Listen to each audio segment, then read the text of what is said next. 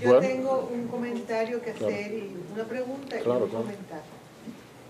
La pregunta es si este libro va a ser traducido al inglés. Y el comentario es porque es muy necesario que esto se traduzca al inglés.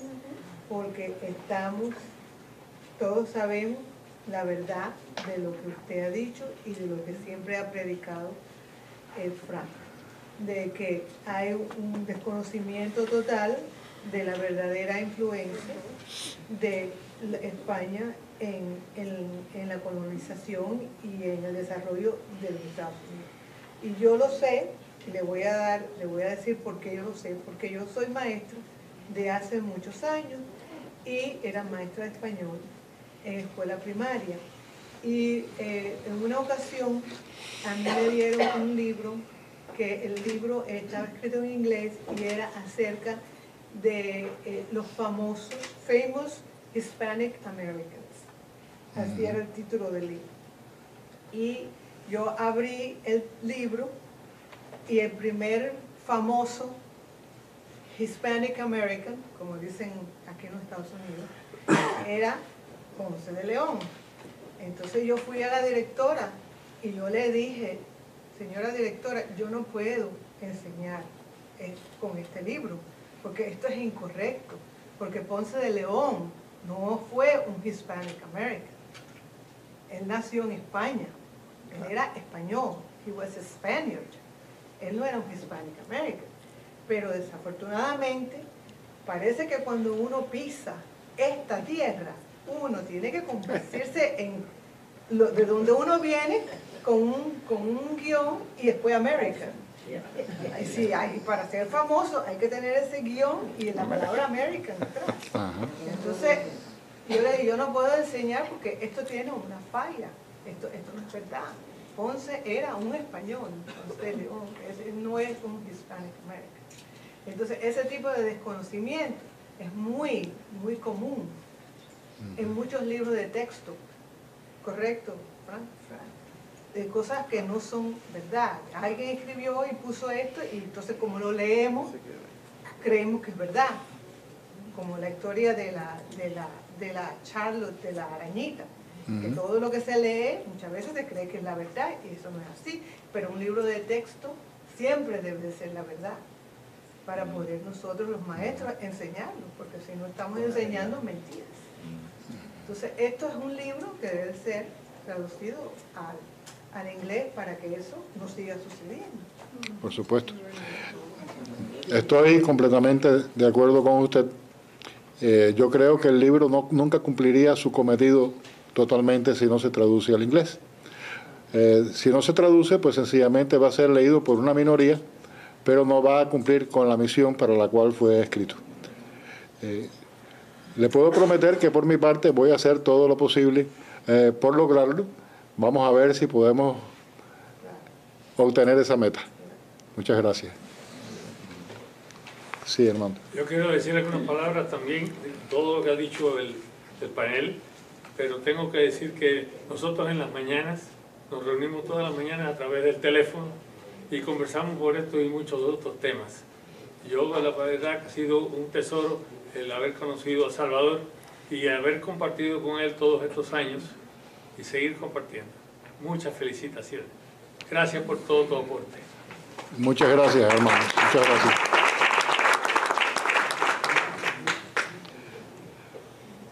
Sí, Pedro. Profesor Larrúa y distinguidos miembros de la mesa presidencial, después tengo una pregunta para mi amigo el doctor Fran de Varona.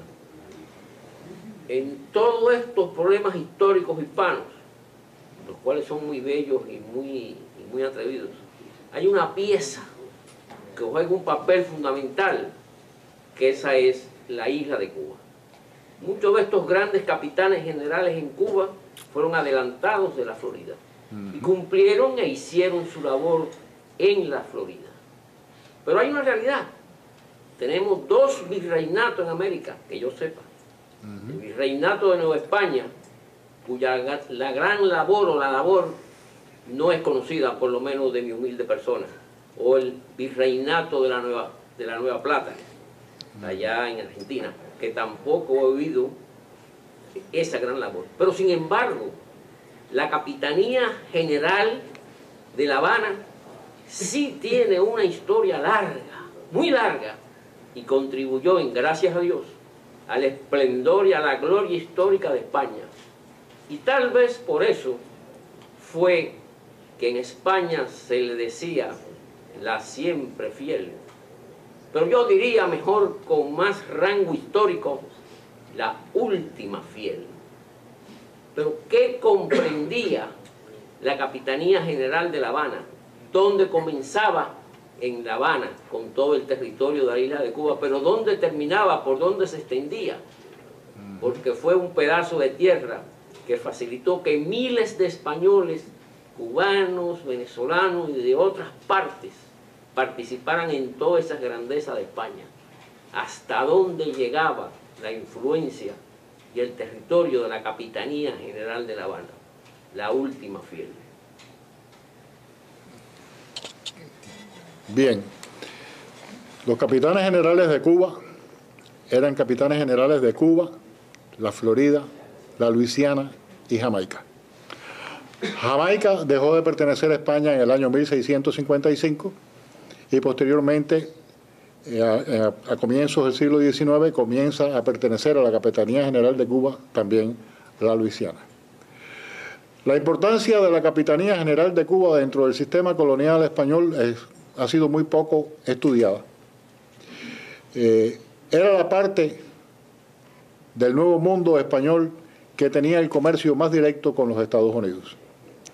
Las 13 colonias inglesas en la costa del Atlántico se nutrían en gran medida del comercio con Cuba, igual que San Agustín de la Florida, y la provincia de la Florida española subsistió durante mucho tiempo gracias al comercio con Cuba. El intercambio comercial entre las 13 colonias y la isla de Cuba está muy bien documentado, y nosotros tenemos miles de imágenes digitales y algunos cientos de documentos originales en nuestro archivo que nos hablan de ese fabuloso movimiento comercial entre las 13 colonias y Cuba, que eran enemigas, pero a la hora de intercambiar, pues eran bastante amigas. Llegó un momento en que ambas economías, la economía de las 13 colonias y la economía de Cuba, llegaron a estar tan íntimamente relacionadas que no podían vivir una sin otra. Efectivamente era así desde hacía mucho tiempo, pero a partir de que comienza la producción de azúcar en Cuba en gran escala, pues el volumen del intercambio comercial con las 13 colonias aumenta. Bueno, ya no eran las 13 colonias en ese momento todavía. Te estoy hablando de mediados del siglo XVIII, comienza a desarrollarse la industria azucarera de una forma masiva en Cuba, y ya a mediados del siglo pues era mucho más, y en 1781, cuando se produce la guerra de independencia de los Estados Unidos, pues ambos países tenían una gran interdependencia, ambas zonas del mundo tenían una gran interdependencia. ¿Qué ocurre? La fuerza de trabajo en las colonias inglesas eran los esclavos negros, en Cuba también eran los esclavos negros. Los negreros residían casi siempre en los Estados Unidos. Cuba exportaba a los Estados Unidos grandes cantidades de melaza. La melaza iba a Rhode Island. En Rhode Island se convertía en ron. Los barcos negreros se cargaban de ron y iban a África, y intercambiaban el ron a los reyezuelos africanos y a los árabes por esclavos. Esos esclavos cultivaban las grandes plantaciones de algodón en el sur de los Estados Unidos y las grandes plantaciones de azúcar en Cuba.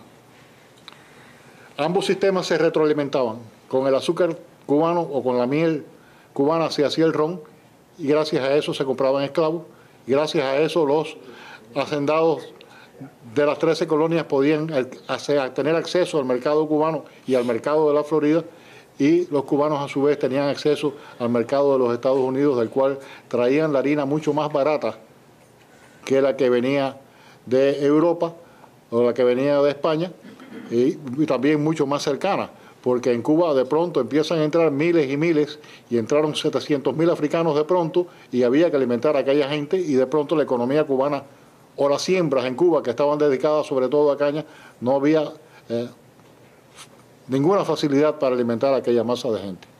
Y la harina y otras muchas cosas llegaba primero de las 13 colonias y después de los Estados Unidos.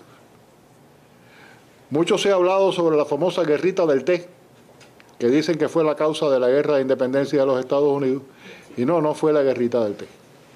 Fue que en cierto momento Inglaterra prohíbe el tráfico de esclavos. Esa fue la causa fundamental. Esa fue la causa fundamental. Prohibir el tráfico de esclavos, lamentablemente, era dejar sin fuerza de trabajo a los terratenientes del sur de los Estados Unidos. También era dejar sin fuerza de trabajo a los hacendados de Cuba. De aquí la alianza entre Cuba, como Capitanía General, y Washington para defender a los Estados Unidos. La guerra de independencia de los Estados Unidos tiene, por supuesto, la participación de España y Cuba. Para España era muy importante, en primer lugar, debilitar a Inglaterra. Para Cuba, como parte de España, o como España misma que era, también estaba interesada en debilitar a Inglaterra y en pasarle la cuenta por la toma de La Habana, pero además había otra razón. Sin la economía norteamericana, pues no vivía Cuba. Y entonces, aparte de la revancha por La Habana, pues había que tener seguro el comercio con las 13 colonias que los ingleses no estaban facilitando. Y así las tropas cubanas participan en la batalla de Pensacola. El mariscal de campo santiaguero, nacido en Santiago de Cuba, Juan Manuel Canjigal y Monserrate, es el primero que entra por la brecha de la muralla de Pensacola cuando estalla el polvorín del fuerte George. Después el mismo capitán general de Cuba, Juan Manuel Cajigal, es el que toma las Bahamas.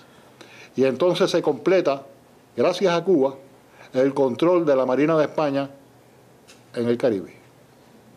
La Marina de España se había apoderado, tenía por supuesto Cuba, tenía Puerto Rico, además, se había apoderado de Nassau, y los barcos españoles y franceses se movían constantemente de un punto a otro y tenían loco al mariscal Rodney, que nunca sabía dónde estaba la flota española porque estaba fraccionada, y estaba fraccionada a propósito para hacer creer que estaba en todas partes y que los ingleses no supieran nunca por dónde iban a ser atacados. Pero mientras tanto, Bernardo de Galvez había tomado el delta del Mississippi. Los ingleses no podían recibir refuerzos por el río, tampoco podían recibir refuerzos por el mar, estaba ocupado por las flotas francesa y española, tampoco directamente por Yorktown, porque frente a Yorktown estaba la escuadra francesa, o por el litoral sur de Estados Unidos, porque estaba ocupado por Galvez. Las tropas inglesas estaban metidas en una ratonera en Yorktown. Llega el conde de Grace a La Habana a buscar el famoso $1.000.000 de libras que le habían negado los franceses de Santo Domingo al almirante francés, y se maravilla cómo los habitantes de La Habana en 6 horas metieron toda aquella suma fabulosa de dinero en cajas y estaba montado ya en los barcos franceses en solamente 6 horas. Esto no es una novela. Los documentos físicos, tan físicos como estos papeles que están aquí, los documentos del siglo XVIII, los tenemos, los consiguió el padre José Luis Menéndez, están en nuestro fondo. Son 7 documentos que mes tras mes van narrando todos los movimientos de las flotas de operaciones francesas y españolas. Así se financió el Ejército de Voluntarios de Washington, voluntarios pagados. O sea, no eran los voluntarios cubanos del regimiento de fijos de La Habana, ni eran las tropas españolas, no, eran voluntarios pagados. Así se nutrieron, se alimentaron, pero ya mucho antes de eso de España habían llegado miles de cañones, miles de mosquetes, ropa de abrigo, tiendas de campaña, pólvora, municiones, para que Washington pudiera ganar la batalla de Saratoga. Pero hay más. Donde quiera que había una casa comercial cubana en tierra de Estados Unidos, sobre todo en Filadelfia y en otras ciudades norteamericanas, había un nido de espías. Vamos a no decir espías porque la palabra es fea, vamos a decir agentes secretos de España al servicio de los Estados Unidos en este caso. Bien, estos agentes le decían a Washington por dónde iban los ingleses, Los generales de Washington sabían en todo momento en dónde estaban ubicados los ejércitos ingleses, qué iban a hacer, por dónde iban las columnas de aprovisionamiento, en qué momento tenían que atacar, en qué momento echarles arriba a los indios. Porque los ingleses compraban a los indios con whisky. Pero de pronto empezaron a probar el aguardiente de Castilla. Y cuando los indios empezaron a probar el aguardiente de Castilla, llegaron a la conclusión de que un mareíto con aguardiente de Castilla era mucho más placentero y agradable que un mareíto con aquel whisky que sabía a madera, qué sé yo, a rayos encendidos, no les gustaba y decían que aquella era agua de fuego mala. Pero el aguardiente de Castilla o el de Canarias eran agua de fuego buena. Y entonces pues Gálvez les mandaba unos cuantos barriles y ellos iban muy contentos a la guerra contra los ingleses. Bueno, pues así fueron las cosas. Juan de Miralles, Eligio de la Puente, hispano-cubanos, bueno, Eligio de la Puente completamente cubano, Miralles hispano-cubano, estaban al tanto de aquella red de espías que después heredó el fraile capuchino Fray Antonio de Sedella, que estuvo 55 años dirigiéndola sin haber sido descubierto nunca por nadie, porque él mismo fraile capuchino inventó procedimientos inventó claves, tintas invisibles, en fin, parece que le gustaba mucho aquello. Era un fraile misterioso, pero fue tal vez el primer James Bond de la historia. Y sobre eso, pues no sabemos nada. Pero si tuviéramos que agregar algo más, diríamos que a la deuda esa gigantesca de que la historia de los Estados Unidos comenzara a escribirse a partir de dos fechas.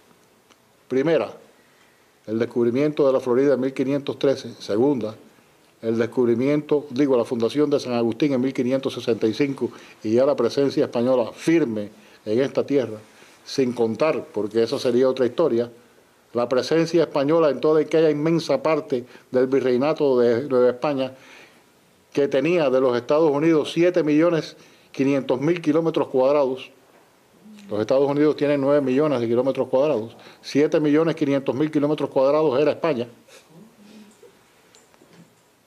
España estaba en todas partes. Ya les dije que incluso en los estados extraterritoriales. Y si uno se pone a estudiar los libros, se encuentra con datos tan curiosos como este. El estado de Delaware, al norte, es un estado protestante, anglosajón. No fue colonizado por España, es uno de los pocos pedazos de tierra que no fueron colonizados por España. Sin embargo, los frailes mercedarios españoles llegaron ahí. Entronizaron en el estado de Delaware la devoción a la Virgen de la Merced. Y ahora la patrona del estado de Delaware protestante es la Virgen de la Merced española. Patrona oficial del estado de Delaware. Reconocida oficialmente.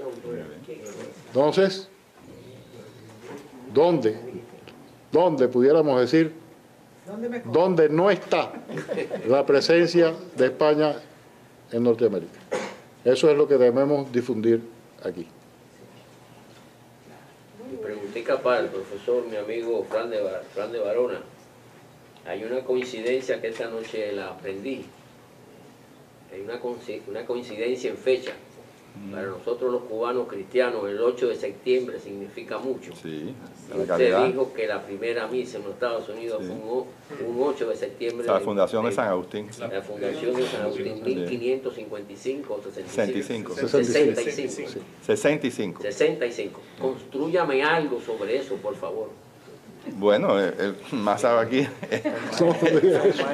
Ese fue cuando Pedro Menéndez se bajó de los barcos.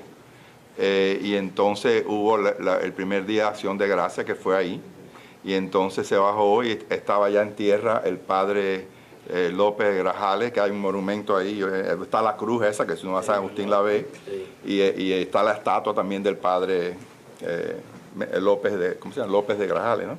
López de Mendoza. López de Mendoza, ok. Y entonces el padre lo estaba esperando. Ahí en ese mismo lugar han construido como un altar vaya, no el original obviamente, está una capilla de la Señora de la Leche, toda esa área de ahí es donde él desembarcó y como dije aquí, antes que el doctor Larrúa fuera al podio, ahí se celebró una misa.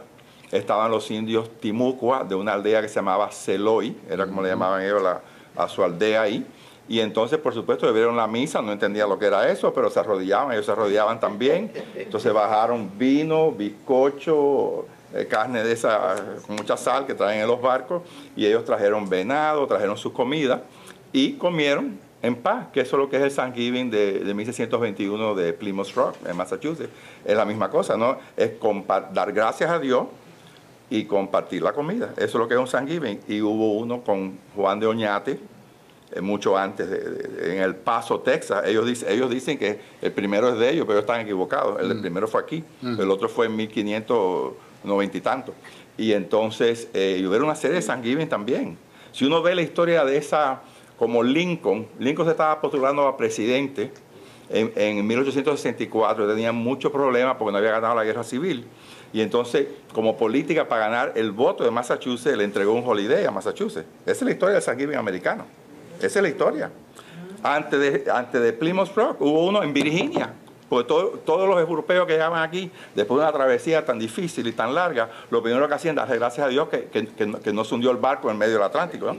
O sea que hubo un Thanksgiving en Virginia, en Jamestown hubo un Thanksgiving ahí, pero Virginia estaba en guerra con el norte y no le iba a dar a Virginia el holiday, entonces se lo dio a Massachusetts, pero no tiene base histórica ninguna, el Thanksgiving que celebramos en este país, no tiene nada que ver con nada. Porque el primero fue en San Agustín, y el segundo fue en El Paso, y el tercero sería en Jamestown, y así. Pero esas son ¿por qué son los libros tan malos? Bueno, porque el que escribe los libros es el vencedor. Y aquí eventualmente vencieron los ingleses y los americanos. Y entonces, pues obviamente, también España, Estados Unidos, ya independiente, estuvo en guerra 5 veces contra hispanos, ¿no? Andrew Jackson invadió la Florida sin declaración de guerra, y eventualmente España, que había sido devastada por Napoleón Bonaparte en 1808, que tenía las colonias americanas en guerra contra España, no estaba en condición de ir a una guerra contra Estados Unidos, entonces tuvo que ceder, pero a punta de cañón, ceder la Florida con el Tratado Adams-Onís de 1819, y en 1821 ya entra en vigor y España ya se retira de la Florida. La Florida es parte de los Estados Unidos. Primera agresión, ¿no?, de Estados Unidos contra hispanos, en este caso España. Después vino el conflicto de Texas en 1835, que también le arrebatan los Estados Unidos, le arrebatan Texas en ese momento a México, porque ya México era independiente. Después vino la guerra contra México, de 1846 a 1848, con el Tratado de Guadalupe Hidalgo, y México pierde el 50% de su territorio a los Estados Unidos. Después vino la famosa Gadsden Purchase, querían hacer un ferrocarril por el sur de New Mexico y Arizona, y fueron a Santa Ana, le dijeron, o nos vende ese pedazo de tierra o te invadimos y te lo quitamos. Y Santa Ana escribió en sus memorias, ya me quitaron la mitad de México, ahora me ponen un puñal en mi corazón y me obligan a ceder otro pedazo de México, y tuvo que hacerlo, ir a la guerra con Estados Unidos. Pensó que era mejor coger dinero que ir a la guerra.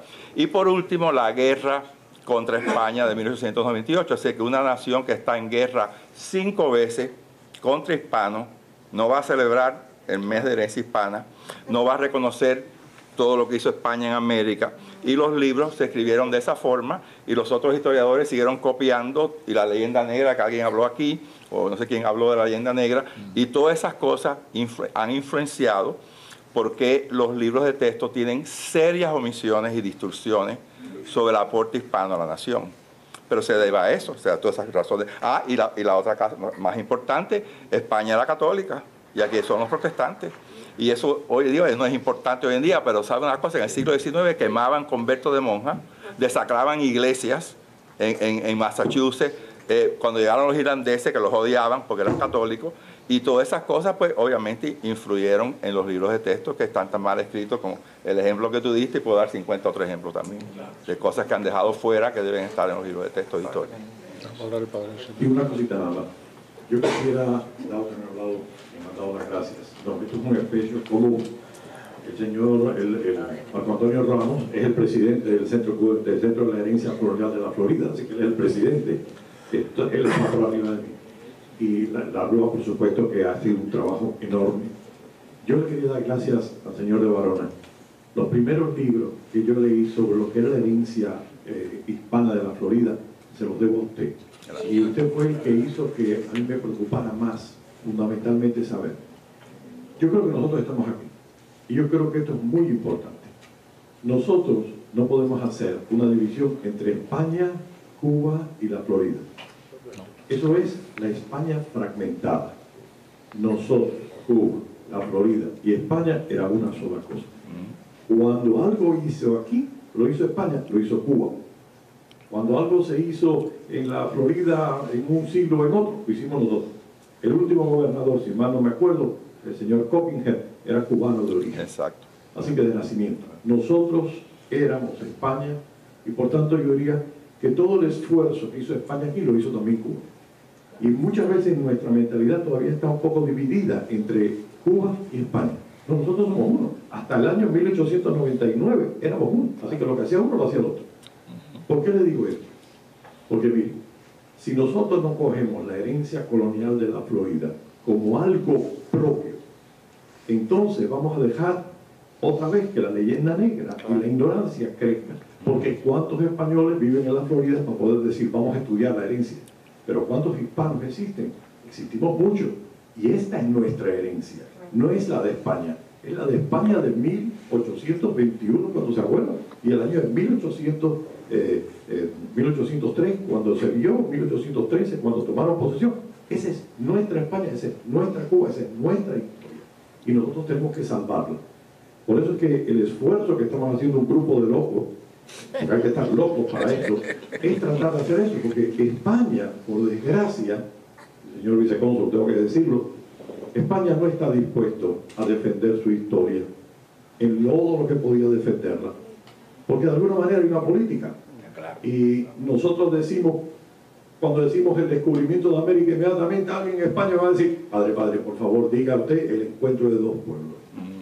No vamos a hablar de eso porque tenemos que llevarnos bien con los mexicanos, tenemos que llevarnos bien con los peruanos, tenemos que llevarnos...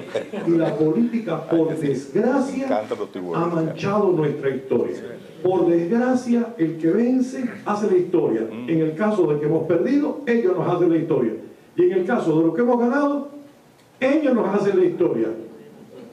Y resulta que tenemos que llegar a Cuba, a un país donde nos sentimos orgullosos de ser cubanos y de ser de origen español.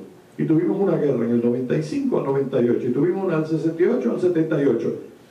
Y fue una guerra civil entre cubanos y españoles, eran entre españoles y españoles, y entre cubanos y cubanos. Y llegamos a una independencia, y nunca guardamos odio a España, y siempre la reconocimos como la madre patria. Y yo creo que el problema es que no podemos pedirle a la política española que diga todo lo que tenía que decir. Cuando yo estuve en España en el año 60, habíamos desde el imperio hacia Dios todo lo que ustedes quisieran hablar. Por desgracia, las últimas veces que he ido, 1992, España dice 1492. España, Colón llega a América, los americanos se encuentran con España, ahí acabó todo. No, ahí empezó todo. Ahí empezó lo que soy yo.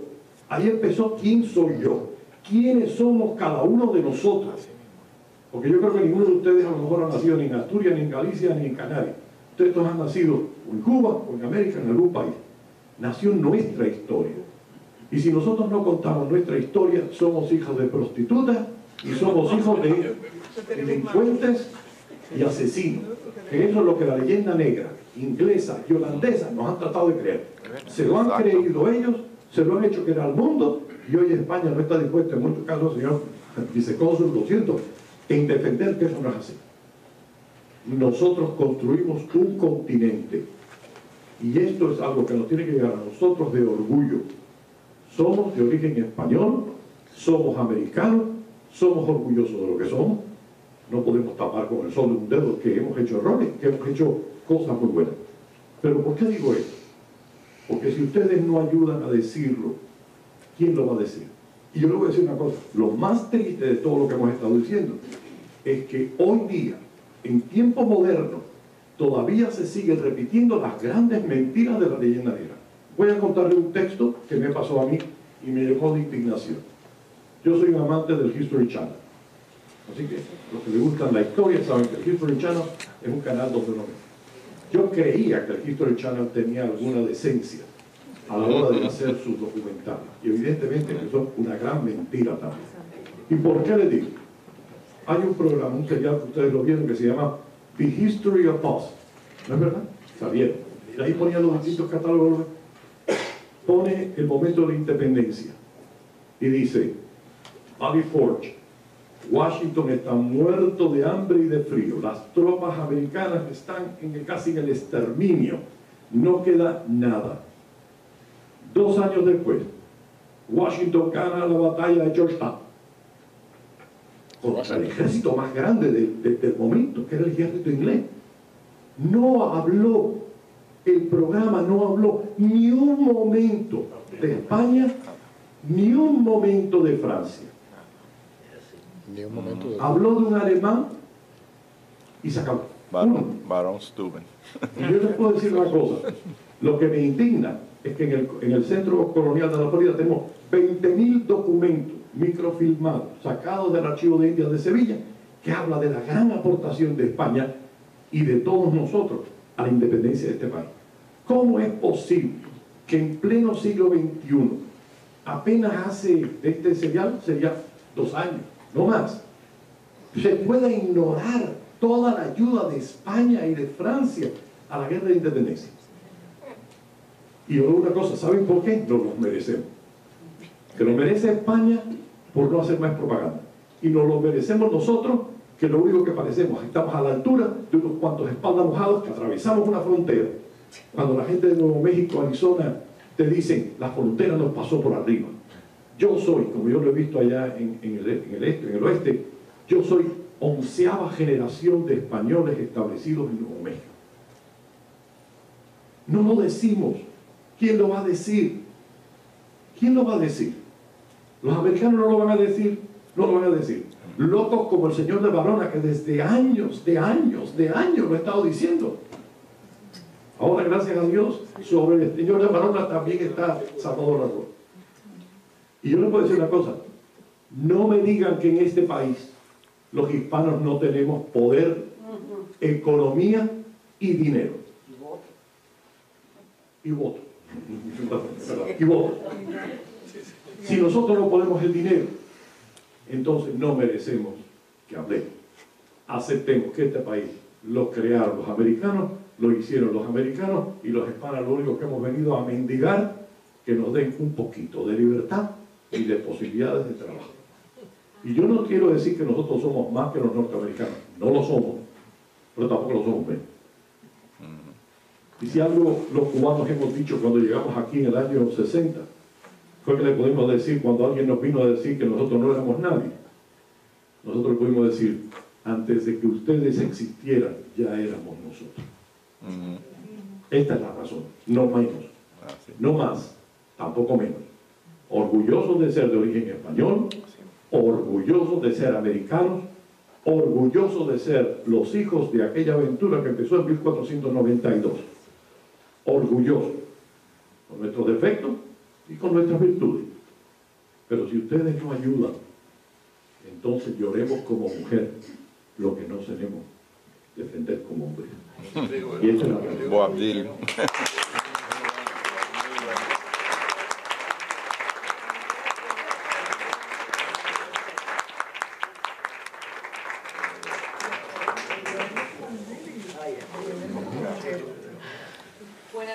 Buenas tardes. Yo tengo una preguntita. Muchas gracias. Hola, buenas tardes. Muchísimas gracias. Me llamo Elisa Ovalle, soy española, periodista para los medios suizos. Muchísimas gracias por todas las aportaciones. Yo quisiera saber, como curiosidad femenina ante todo, se ha hablado de 500 años y se han nombrado muchísimos hombres. ¿Hay alguna aportación femenina que usted recuerda y alguna anécdota que nos puede decir que nosotras las mujeres también hemos contribuido en esa conquista? ¿De qué forma y quién? ¿Quién nos puede usted recordar? Mientras Hernando de Soto venía para la Florida, su esposa Isabel de Bobadilla gobernó Cuba. Sí, señor. Así mismo. Bueno, hay que asegurarse que tenga el libro. Bueno, hay tantos protagonistas mujeres. Claro. Si fuéramos a mencionar la primera, pues sería Isabel la Católica. Isabel la Católica. Que mandó las cosas para acá. Isabel la Católica, que fue la que facilitó el gran viaje y el descubrimiento de este mundo. Pero fue además una persona singular, porque fue la primera persona que levantó su voz para decir que los indios no debían ser nunca esclavos.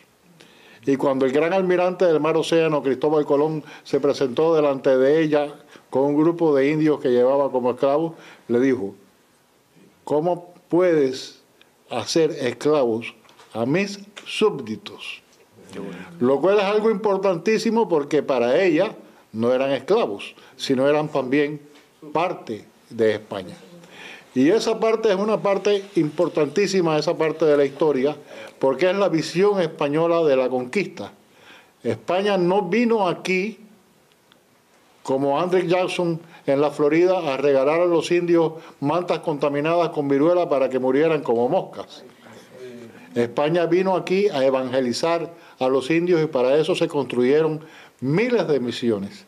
36.000 misioneros pasaron de España al Nuevo Mundo en 300 años, en un proyecto evangelizador y civilizador que no tiene parangón ni semejanza en ningún proyecto conquistador en toda la historia del mundo, porque nadie en la historia del mundo ha tratado de llevar la doctrina del amor como trató de implantarla España en América, con todos los errores que haya podido tener y con todas las barbaridades que hicieran los encomenderos, que estaban fuera del control de los reyes de España porque estaban muy lejos. Pero esa fue la doctrina. En 1542 se decretó que los esclavos eran libres, que no podían ser esclavos, se decretó el final de las encomiendas, y eso fue gracias a la influencia del maestro de las casas, del padre de las casas, del maestro Vitoria, de los grandes pensadores de la Orden de Santo Domingo de Guzmán, que movieron en muchos sentidos la política de España hacia los indios de América. Hace un ratico decía yo que de 380 millones de habitantes al sur del río Bravo, 250 millones son indios, y se puede decir que 235 son católicos para un 96%, lo que significa que aquella evangelización tuvo resultado. Y bueno, te diría más, los españoles que fundaron San Agustín de la Florida no llegaron solos. Los colonos venían con sus mujeres. Las mujeres tuvieron que defender San Agustín contra los piratas igual que los hombres. No conocemos el nombre del soldado desconocido español, pero tampoco conocemos el nombre de aquella mujer desconocida española que se presentó en América para fundar estas tierras. Él te acaba de mencionar a Isabel de Bobadilla. Yo te diría que hubo muchas Isabel de Bobadilla en toda la América y en todas partes. Y sería imposible que existiera la América española si aquellas mujeres de España no hubieran estado dispuestas a acompañar a sus esposos a emprender semejante travesía, y en aquellos tiempos se necesitaba mucho más valor de parte de la mujer que del hombre para poder meterse en esa aventura. Yo quería decir también, un segundito, que con Ponce de León vinieron dos mujeres en 1513 de apellido Jiménez, dos hermanas. Y cuando él regresó a establecer una colonia, venían los colonos con sus esposas también. Lo que pasa es que en esa época las mujeres no, bueno, con la excepción de la reina Isabel de Castilla y otras reinas españolas, no gobernaban, no gobernaban.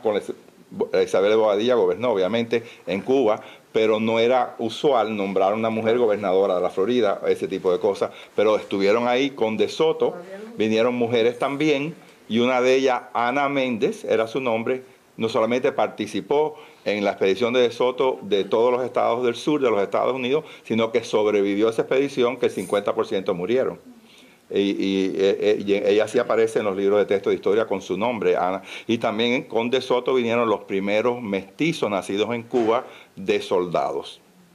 Participaron en esa expedición. Así que los cubanos estamos aquí dando vueltas desde 1539. Y que no se olvide que no solo vinieron monjes, que vinieron monjas también. También, en los conventos.